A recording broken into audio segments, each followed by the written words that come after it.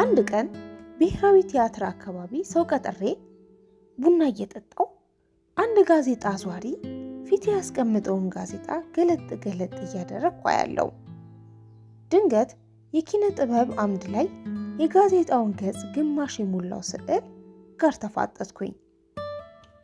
የድንበር አጥሩ ላይ በቁርጥራጭ ጨርቆች ምትክ ብዙ ሰዎች እንደ ኢየሱስ ተሰቅለው፣ የድንበር ጠባቂዎቹ እንደ ክርስቶስ ሰቃዮች አይነት የጥንት የሮማ ወታደሮች የለበሱትን ጥሩር ለብሰው ይታያሉ። ከፍ ብሎ ሰማዩ ላይ ልክ እንደ ፀሐይ ብርሃን የሚረጭ ዶላር ይታያል።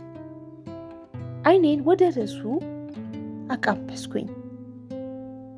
ዘ ፓሽን ኦፍ ሆፕ በሚል ርዕስ በሂልተን ሆቴል የተካሄደውን የታዋቂው ሰዓሊ ካሌብ ፍስሐ የስዕል አውድ ከፍተኛ አድናቆት አግኝቷል ይላል።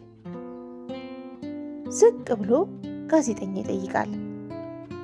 ሐሳቡ እንዴት መጣልህ? ይመልሳል ወዳጄ ካሌብ። አንድ ቢቢሲ የሰራ ዶክመንተሪ ላይ ስደተኞች በሞሮኮና ስፔን ቦርዶር የሚገጥማቸውን ችግር ሲናገሩ ካየ በኋላ ሐሳቡ ከውስጥ ያልወጣ አለ። ከምንም በላይ የሚጎዳን ኤክስፐርቴሽኖች ናቸው። በተስፋ ውስጥ ያለውን ህመም ነው ለማሳየት የፈለጉት። ተሳክቶልኛል ትላለህ? ጋዜጣውን በቀስታ አጣጥፌ አስቀመጥኩትና ተከስኩኝ። እንደ ልምጭ ግርፊያ ቆዳዬን ዘልቆ አመመኝ። ተስፋ ያደረኩት ወዳጄ ለተስፋ ህመም ዳረገኝ። በሀገሮች መካከል ብቻ አይደለም የእሾህ አጥር ያለው፣ በእኛና በታሪካችን መካከልም ለራሳችን እውቅና ለመቃረም እንዲህ የሚሰናቀሩ የእሾህ አጥሮች አሉ። ስደቴን ሳይሰደድ እይታዬን ሳያይ፣ ህልሜን ሳያይ፣ ህመሜን ሳይታመም፣ ናፍቆቴን ሳይናፍቅ፣ በመሰናከሌ ሳይሰናከል ታዋቂ ወዳጄ የማያውቀውን ትላንቴ በብሩሽ ቀማኝ። ነገሩ በልኬ እንዲያስተካክልልኝ የሰጠሁት የሐዘን ልብስ ሰፊው በአደባባይ ዘንጦበት ሲደንስ እንደማየት ነበር። የአንድ ህማማት ለሌላው ሰርጉ ነው። ተውኩት። ህይወት ሲጠይም ባለቤቴ ማህደረ ሰላም ወሬ የሚሰለቻት ሴት ናት። ሲበዛ ዝምተኛ፣ ካወራችን ባጭሩ ተናግራ ወደ ዝምታዋ የምትመለስ ሴት። አንዳንዴ ወሬዋ ከማጠሩ የተነሳ የተቋረጠ ስለሚመስለኝ ትቀጥላለች ብዬ አይኗን ሳያት አለቀ ትለኛለች። እስቃለሁ። ምንም እንኳን ዝምተኛነቷን ገና የኮሌጅ ተማሪ እያለን የማውቀው ቢሆንም ከተጋባን በኋላ ግን ብሶባት ነበር። ወይም በዚያ ቅርበት ስታበዛ ተጋኖብኝ ይሆናል። እኔ ደግሞ ለረጅም ዓመታት በሰው ሀገር ታፍኜ በመኖሬ ይሁን አሊያም የፈረንጆች ትንሽ ትልቁ በዝርዝር የማውራት ልማድ ተጋብቶብኝ ብቻ ብዙ የማውራ ይመስለኛል።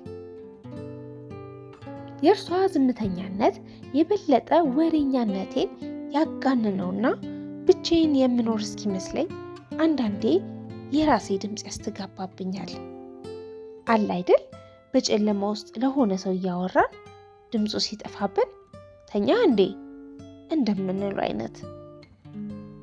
ማህደረ ጋር ሳውራ በየመሃሉ እየሰማሽ ነው ማለት አበዛለሁ። ብዙ ጊዜ ራሷን በሆንታ ከፍ ዝቅ በማድረግ አዎ የሚል ቃል እንኳን ለመናገር ይታክታታል። ታዲያ መጀመሪያ ከአሜሪካ ወደ ኢትዮጵያ መጥቼ እንደተገናኘን ሰሞን በወሬ በህፃንነቴ ጥቁር ነበርኩ፣ እያደግኩ ሲሄድ መልኬ ጠየመ፣ ወደፊት ፈረንጅ እንዳልመስል እፈራለሁ አለችኝ እንደ ቀልድ።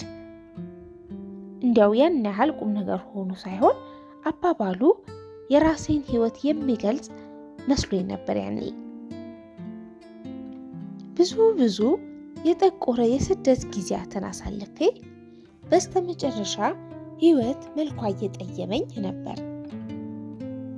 ከምንም በላይ ማህደርን ማግባቴ ደግሞ ሕይወቴን እንደ ፀሐይ ያደምቃታል የሚል ተስፋ ሞልቶኝ ነበር።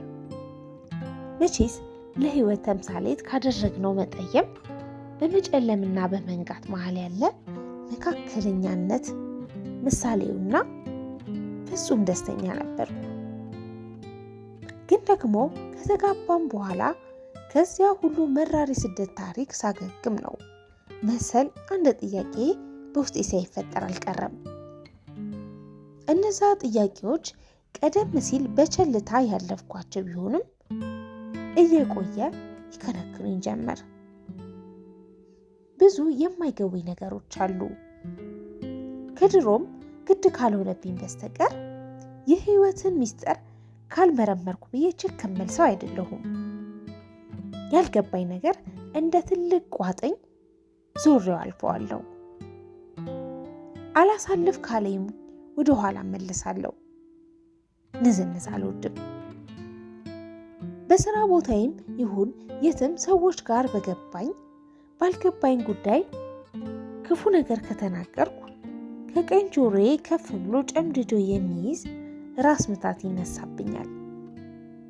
ይሄ እንኳን ከጊዜ በኋላ የመጣ ህመም ነው። ከነገር እሸሻለሁ፣ ከጥል እሸሻለሁ።